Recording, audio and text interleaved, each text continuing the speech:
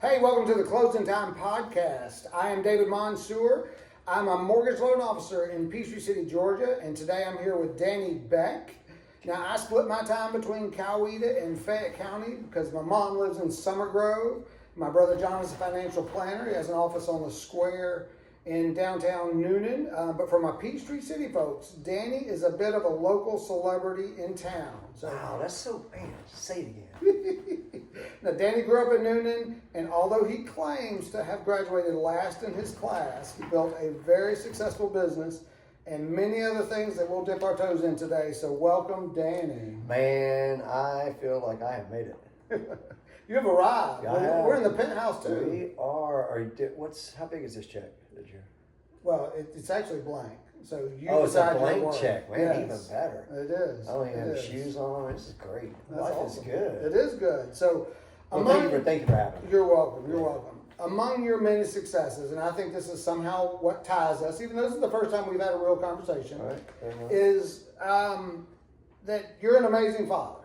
We both were kind of put into a situation where we had to raise young men. We had to be the caretaker. And what I want to know is, how did you keep up with the laundry? Oh, and the laundry, yes. Good grief, boy, that's a good one. That's straight out of the gate. It So is, like- it's funny you say that. You know, I think everybody has their challenges in life, and apparently you had one too, and I had one, and a lot of people do have those things. So, but yeah, then you wind up as a dad with boys. I think you got two boys as well. I have two boys. Yeah, two yes. boys, and laundry. It was challenging at first because we moved into a small home, and it's funny that the washing machine was in the kitchen, so that was very challenging. And then as In the kitchen or off the kitchen? No, it was in the kitchen, homie. It was in the kitchen. So the boys, they were 5 and 8 at the time, and I struggled with that whole laundry business, but. It was very challenging because I'll be honest with you, my kids wore dirty clothes. Yeah, well, Yeah. I'd say my clothes were clean. They just Yeah. weren't ever folded or ironed or. Yeah, the socks. I had no problem running them through the washer and dryer, but Yeah. it's the putting them away. It was usually on the bed. Well, being the washing machine was in the kitchen, I do remember this, is there was a lot of days where laundry was on the kitchen counter. So it was kind of a pain in my butt. Yeah. And the whole sock thing, the whole sock inside out. Kids, they don't believe in shoes in the summer, but they love to wear their socks outside. Now, what I tell everybody, this is advice, and I think I've seen other people do this, is for socks, if it's not turned the correct way when it's washed, that's how it's getting washed, and that's how it's getting matched. That's right. So when you take it off or undo it to put it on for school, you're the one. I'm not doing that. It's funny though, but they never said anything. No, never. They'll just, you know what they'll do? They'll just wear them inside out Yeah, and wear don't care. different socks. It's fine as long as I'm not Yes, doing no, it. Same with shirts. I'll hang your shirts up inside out. Just I'm not doing it. If you can't take that 2 seconds to do that. How old are your boys? Now I've got 14 and 19. Okay, yeah, so we're similar. One's off to college, he's in flight school, and then one's a senior at Newnan High School. Wow. So, time flies. You ready? Good for boys. the empty nesting? I'm not. I struggle with that a lot. Yes. Because as a father, and of course moms too, these children become, after decades, best friends. Yeah. I mean, they literally are. Now I can say that, but my kids are like, Dad, you're not my best friend. I'm like, well, I mean, I get it, bro, but you've been in my life for 2 decades, and it's hard to let that go. It is. It is tough because I can't imagine not going to games and not being involved. And I know that's what's coming. I know when they go off to school, I'm no longer going to be the most important thing. Or not even just that, but I'm sure as a senior, you see he's got a car. You're not even involved in some of the... I got a senior where he in eats high dinner. school, and I don't think I've seen him in 2 years. So it's amazing. And that's how it is with my 19-year-old. Yeah. So Yeah, I hear they come back. Man, I can't wait. I really look forward to that. Yeah. So you built a huge business with your father. What was that like? Yeah, so back Starting in, a business I with came your out of dad. high school, and I did exactly in college what I did in high school. So I wound up coming home in 3 months. My father had just lost his position in Atlanta. He was working for a cleaning service at the time. And he's like, son, you're coming home. We're going to start cleaning the Pat Clinic in downtown Newnan. I'm like, Dad, man, that is so uncool. I am not going to get any chicks being a janitor. I know that. But he's like, I don't care. You're going to work. That eventually turned out to be what I did in life. Yeah. I enjoyed it, actually. I mean, I enjoyed cleaning. People are like, what? I'm like, it's pretty mindless. I mean, Yeah. you go, and if something's dirty, you clean it. Instant gratification. And it was, yeah, and that's exactly what it was. And eventually I was fortunate enough, mid-90s, my dad kind of backed away a little bit, and he said, here it is, and let's roll. And I was able to put a great team around me in 2007, 2008, and we grew that piece of business over a decade. We grew it to around I think we were in business, I was in business for 29 years, but towards the end, we grew that thing to about 1,800 employees in about 7 states. I did. That's why I was surprised to see that it was a national company. It was. We were as far west as Nevada, Arizona, going up north. We were in Philly, outside of Philly, Chicago. Alabama. I mean, I don't think we did. Oh, we did some Texas. We had a lot of Texas. Texas was probably our second largest market. Oh, wow. So, yeah, it was fun, but it takes a team. Lots of relationship building there. It took a team. We had, our executives. We all gelled together and we worked our butts off. And I had a team around me that just we never said no. I mean, we were just, the gas was on the floor. Awesome. And we were growing.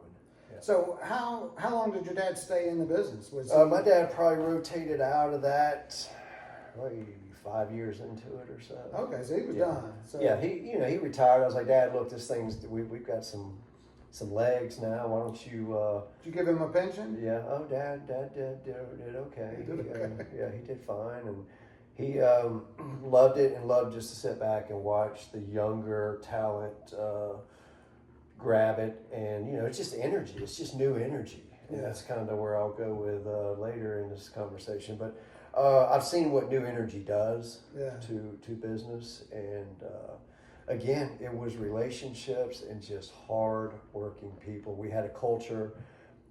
We developed a culture in the cleaning business, which I didn't think you could do that, where people really wanted to work with us. Yeah. And not only the inner customer, which is the team member, but that taking care of the inner customer was we were able to take care of the customer. So well, I think people are realizing that. You look at Buc-ee's, no one thought you could build a culture in a gas station and then look at it. I mean, to listen to their story, it's pretty incredible where they started and what their ideas and Savannah Bananas. Like, he had an idea and you were not telling him no. No, and that's amazing. It's culture driven. Yeah. It's be that person, be that CEO, be that manager. Just be that person people want to be around you. Let them see how hard you're willing to work. Yeah. Let them see you put yourself in awkward situations. Because good grief, I'd put myself in an awkward situation, but I would spin it and we would come out of it, and you learn from that. I never learned from all the goods. I learned from the mistakes. Well, everything I've heard about you, know about you, you've definitely done that. Well, so, thank you. do you miss it all? Because I know you sold the business. And yeah, that's a good question. would you call that retired or just moving to the next thing? We were thankful for what we sold for. It was during COVID, and if you remember back in COVID, cleaning companies were lifesavers at that point. We didn't think we wanted to sell it until a larger corporation came to us and said, hey, look, we're tired of you taking our business. We're going to buy it back. That's basically how that works. So we sold it, and I remember about 2 weeks later me freaking out. I mean, it's just, I did it for so long. From the agreement or when you actually stopped working? When we stopped. Okay. Yeah, when I stopped, and then I started freaking out. So then I went and got involved and started up some more companies. But once you're grinding like that, it's really hard to hit that break and stop. So is that where the next thing I want to talk about is your passion for cycling? Yeah. Is that the same type of grind, I guess? It is. If I don't ride my bicycle, my wife is like, you need to ride your bicycle. I mean, I need that I want to be better every single day. I need that. I want to go faster.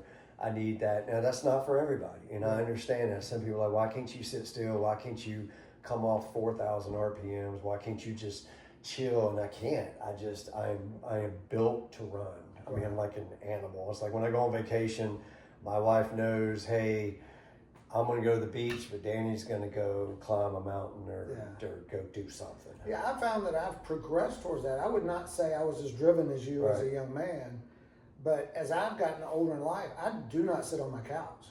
Well, you just feel like it's... Yeah, there's something I could be doing to make my house better, my business better. It's just nonstop in my head. You know, I told my kids, I was like, man, just try to be better today. Yeah. Just try to be better. You know, as I've gotten older, alcohol's not such a big part of my life because I look at alcohol, and I'm not judging people that drink alcohol. I still drink alcohol, but alcohol is a paralyzing drink that just makes you be still. Right. And it kind of freaks me out a little. So, I mean, I will drink. Don't get me, there's nights that, you know, we go out and have fun, but the older I get, to your point, I start noticing, you know, why am I sitting here all day long on the couch watching 18 to 22-year-old kids play football all day long? So that's just something, and I love University of Tennessee football. I will be watching that tomorrow. Yes. I'm hoping Georgia gets a butt kick, but I still love to watch it, but I do realize the older I get how much time I do waste because we don't have all the time in the world. Right. Yep. Well, I'm a Georgia grad, so go Dogs. Sorry to hear that. I knew that was coming. Yeah. I will disagree on that because I have slowed my alcohol consumption 90%. Mm-hmm. But the time I do still consume alcohol is football season. Yeah. On Saturdays, I am all day long. See, I can't do it all day long. It's not all day long. It's all day long if I go to the game. Oh well, that's different. Like tomorrow, we're actually camping with a Boy Scout camp out, and I will have. I don't think I can say that. No, I will not have any beers what at the camp are you going to? Going out there in Griffin? No, we're going up into North Carolina to. I cannot believe I can't think of the name of it. I mean, I get it. You have it's incredible, yeah. You have a little container. Yes. It's got water in it. Yes, especially for you got to be hydrated. That's part of 100%. I'll be hydrated tomorrow. Yeah, you do that, and even at the beach, I found that I don't drink as much because it's just it comes off so the beach. Funny. Our age, I don't know how old you are, but 52. Okay, so I'm 54. So it's just funny. It's like I've got 95% of my buddies do not drink anymore. Wow. And I'm okay with it. And, you know, I watch them and how productive they are and how they think and how they move. And I'm like, you know, I mean, granted, I'm not being a hypocrite because I still drink. But it's nothing like in my 20s or my 30s. So or 40s. You're right. I did, it has, and I am much more productive because it doesn't only you don't lose that day, you lose the next day. I'm scared to death of the hangover. I mean, I'll say that first and foremost. I cannot stand the paralyzing state I'm in the following day. Yeah. It's like, man, I just wasted a whole day of my life, and I just ate Waffle House, and now I'm hurting. People give me hell because I drink Bud Light, but I can drink 5 or 6 Bud Lights, and I don't have that horrible hangover. Oh yeah, I'm an ultra guy, so it's like, you know, I mean, it's basically water with a little bit of alcohol in it. Yeah. So where did the cycling passion start? Have you always ridden, or did that start? I've ridden for the last 25 years or so. A buddy of mine took me out 25 years ago or so, and he's like, hey, let's go ride a bike. I'm like, let's go ride a bike. So he took me out. We rode out Smoky Road, and we're riding these bicycles. And they're road bikes, and I remember I came up on a little bitty hill. I mean, just a little bitty hill, and I couldn't ride that bike up that hill. Yeah. And I'm like, man, I am 28 years old and struggling to ride this bicycle up this hill. And I was thinking, man, what's going to happen when I'm 48? Yeah. You know? So a light bulb went off. I went out, bought a bike, bought the cool, tight clothes, which I look ridiculous in, but I don't care. And I just started riding, and it's just, you know, I tell everybody, I don't care what you do, what your passion, your exercise is, but make sure you're doing something, whether it's walking, whether it's yoga, whether it's whatever, just do something you enjoy and let it become a habit. And it literally changed my life. And you brought in travel, I understand. So you've taken your bicycle internationally to ride. Now, is it all road bike? Do you do any mountain bike? No, I do it all. If it's got 2 wheels, I do it all. It's, you know, I've been fortunate. We've been able to do a lot of Europe trips, a lot of out west trips with bikes, and that's how we build our vacation, basically. That's what we're doing. It came to me now. Jackrabbit Camping Ground in North Carolina, and this scouting trip that we're taking this weekend is focused on mountain biking. There you go, love And it. that Wish I is, could go. oh, it is so cool because, and again, I talk a lot about scouting because I'm just shocked. I'd never thought it would have the effect on me or my child that the things that they try. I've asked my kid to go mountain biking 20, 30 times, never. Yeah. But we went, I think it might have been a year ago with scouts, and he absolutely loved it. And he's so excited to go on this trip. He's taking my mountain bike, and I get to ride the used, beat up. Yeah, well, hey, Motorbike, as long as you're pedaling, I don't care how fast you're going, how slow you're going, just pedal. It's a sport that really, and it depends on how hard you ride, but it's a sport that doesn't beat you up. Right. Running, and I used to be a runner. I can't do that anymore. I mean, the legs and the calves and the back, but it's a non-impact sport, and I've hung in there. My kids are riding now. They love it. I'm very blessed to have that introduced to me 25 years ago. So where's your favorite place that you've gone? I will tell this, and I'm kind of biased here, but I will tell you the best riding is in this area. Really? Yeah, absolutely. I mean, For road? I mean, we have mountain bike trails. Now, of course, you can get in the mountains, and the mountain biking is fabulous. But if you're a road rider in this area, it is. I mean, I've had friends come up from all over the world, and they get here, and the roads and the farms and Yes. Hogan's. A lot of times we start in Sonoya. When I was doing triathlons, we would start there and go out or south. Yeah. And it was incredible how far you could get away. We have got, wonderful, wonderful roads here. Now, I will say, secondly, is a couple of years ago we did a trip to the Alps, and that was spectacular. Yeah. Wow. Hard as hell, but it was spectacular. So do you race? Do you compete? I've never raced. Now, I've done some triathlons and some mountain bike racing, but I'm not that competitive. I mean, there's guys out there that eat and sleep and stuff. I can imagine. Yeah. There is a race coming up that I understand you're competing in. Yeah, there is a race. And oddly, we talked about alcohol. It's called the beer race. Tell me about that.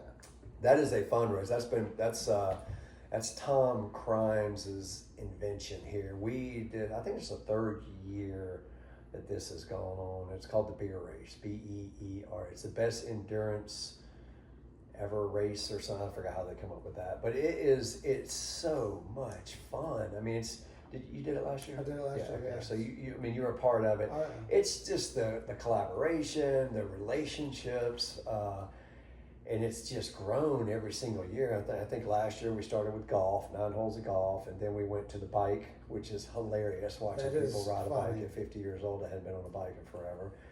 Then there was, some partaking of some beer. A chugging contest. Chugging contest there. That's funny to watch 50 and 60-year-old men do that. And then after that, I think we pickleballed it, maybe? We did pickleball. No, we did the obstacle course. Which that's hilarious. Yes. You see people throwing out ribs and calf muscles and yes, arms. because there was a rope course part of it, and then run up a hill and then slide down a metal slide. Oh my god! You probably know where we're talking about at Newnan with the big long metal slide. That was we did. It was a warm day. Pickleball, and then we finished with Line Creek. Yeah, Line Creek. It was. I think this year it's going to be different. It's all at the Newnan Country Club. Yes. Yeah. What's the date? October something. I wrote it somewhere. Yes, it's coming up. Evidently, several emails have gone out, and one went out today. So, my brother, I'm bringing him for the first time. Yeah. He considers himself an athlete. Yes. At his age, he's much older than I am. Not necessarily, but I'm excited because this is not like an athletic event. Like that's it is. Oh no, it's. But he might beat me in golf. But I'm gonna beat him in the free throws and then the beer chugging easily. I'm trying to find the date of this. We'll get I guess. Do you have a statistician room here where everybody's in the background working on stats? Yes. They're recording it, and I just gave the signal. They're gonna bring that out here in a second. It'll be posted. So perfect. That's a fun event. There is still time to sign up. Evidently, I talked to Lee, and she said it is very close to full. Which is great because I don't think they've ever had a full, so that means it's growing. It started. I think the first year we started at 8, then it went to 30, and I don't know, maybe it's going to be 50 or so this year. But that is a very fun. The weather is perfect always. It was it's cool, and it's just something different. And that's when Tom started doing this, he's like, we need something different, and it is different. Oh well, we kind of forgot something. It is a fundraiser. You are raising money. It is for our Good Samaritan Clinic here in Newnan, Georgia. That's awesome. It's that's a great outfit if you don't know who they are. Awesome. They provide medical for the underprivileged. Really? Yeah. Great group of people. Great group. Dr. Crosby, Dr. K. Crosby. All right. Thank you, Mr. Crosby. All right. Well, let's get to the serious stuff. This has been a very tough week, an odd week, a tough week, a very divisive week. You have decided to enter politics. So with everything that's going on, I'm a big local person.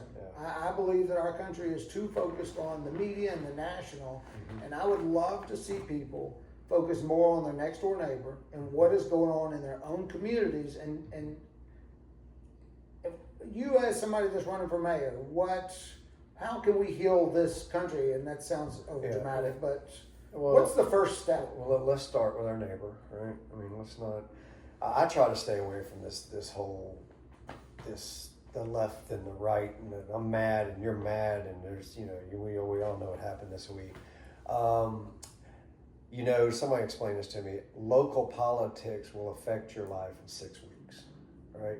National politics, it takes about 6 months to affect your life. And when I say affect your life, it's not like this massive movement, but on a local level, we can make things happen in our community a lot quicker than the feds can.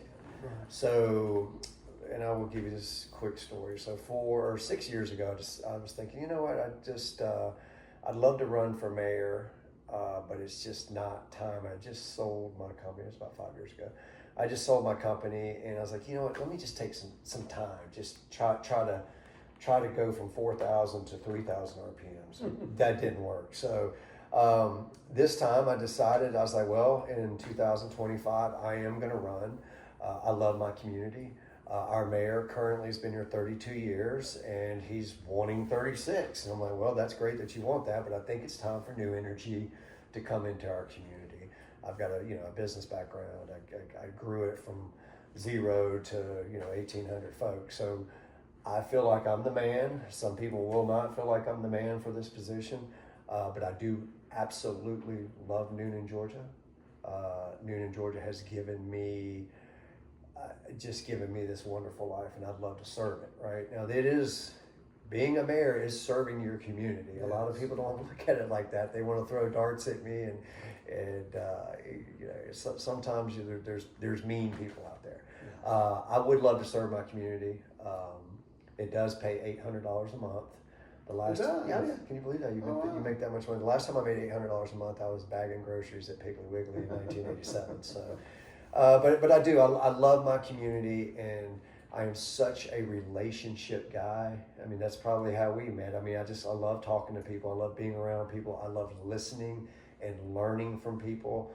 But yeah, that's what we want to do here. Yeah. We're in the game. We're about 4 or 5 weeks away from early voting, and the actual vote, you can vote on November 4th. That's when the voting will end at 6 o'clock that evening. Or I might be wrong. Don't fact check me.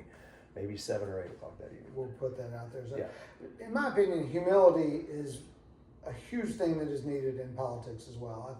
I know that everyone has good intentions when they get in, and somehow that changes by influences or whatever that might be.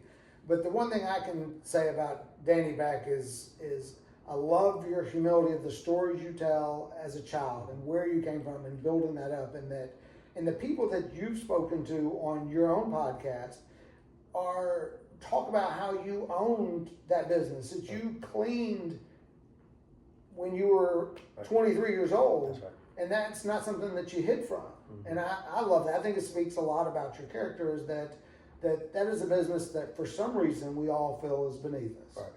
Yeah. And I played on that. Like you said, I literally played.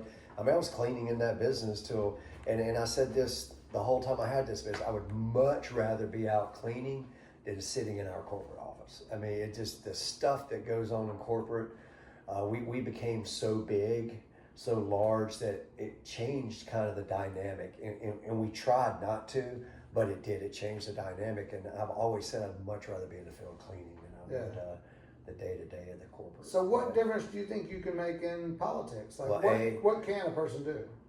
So our governing system here is a mayor and council. So we are a council form of government. So there are 7 votes in there, including the mayor. I will be one of 7.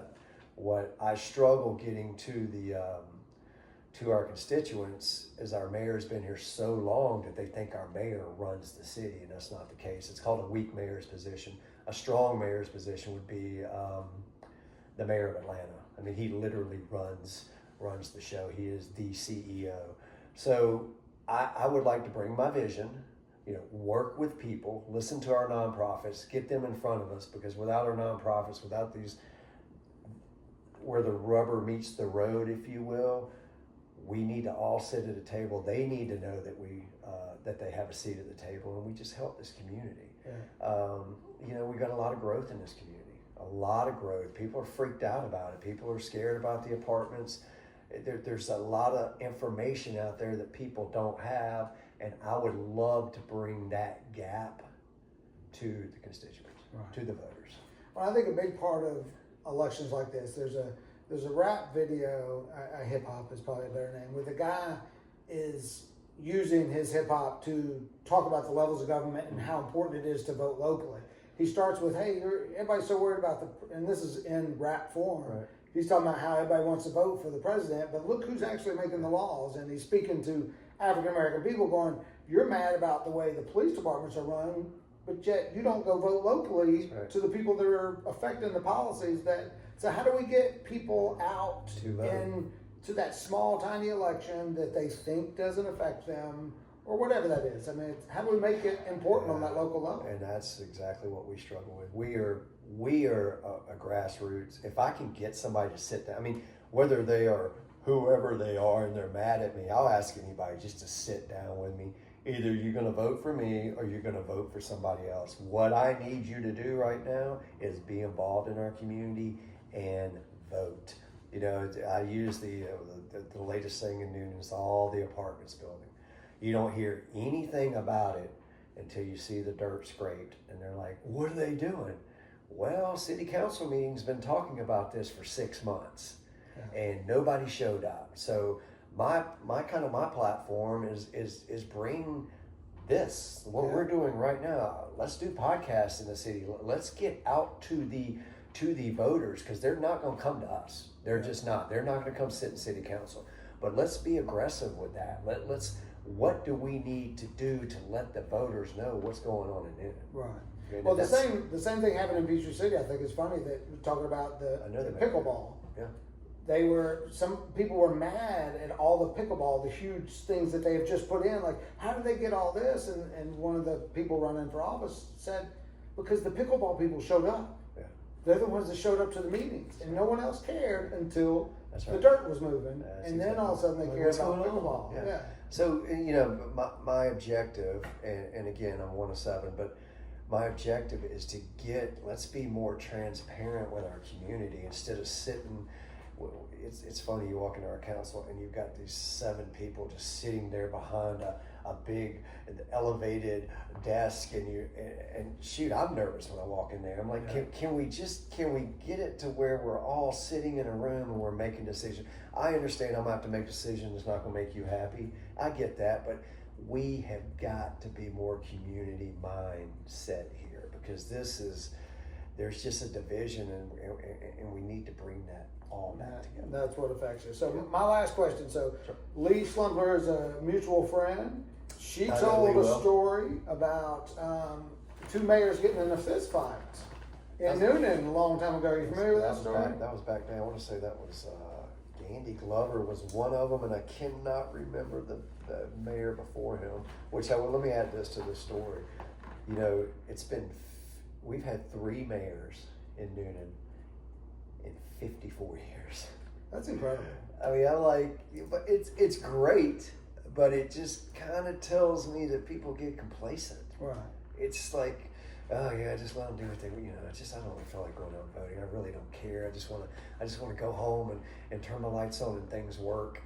Again, please get involved in our community. I cannot remember the other name of the mayor, and or you can write me up for it. But yeah, they did. I think they took a swing on each other in Wow. a square in the early '90s, maybe early or late '80s. Okay, so 2025, who's winning the mayoral It's gonna fist fight? It's gonna be Danny Beck. Yeah.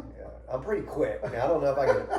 I'm You pretty, might I not don't wanna land a fight. punch, but you're not gonna have I'm a a punch. juke and jive a lot, but I'm not a fighter by any means. But I don't know. We'll just have to see. We got 3 guys in this, which is tough. When you have 3 people running for mayor, 2 of them are going to be going at it, and usually the incumbent will win when that happens. So we've got some big decisions to make in the next couple of weeks.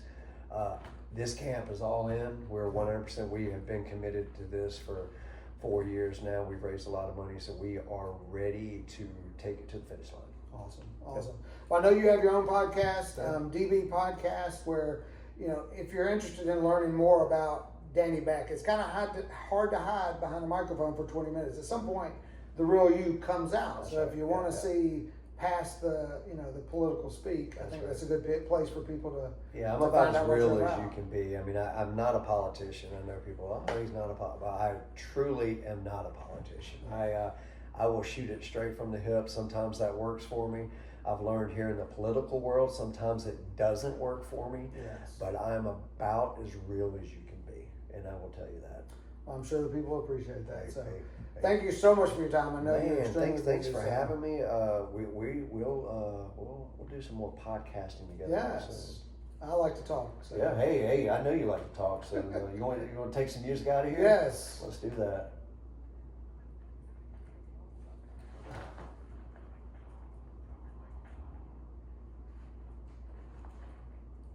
All right. Boom. 31 minutes. You're pretty good 31. there. Perfect. It's nice to actually talk to somebody.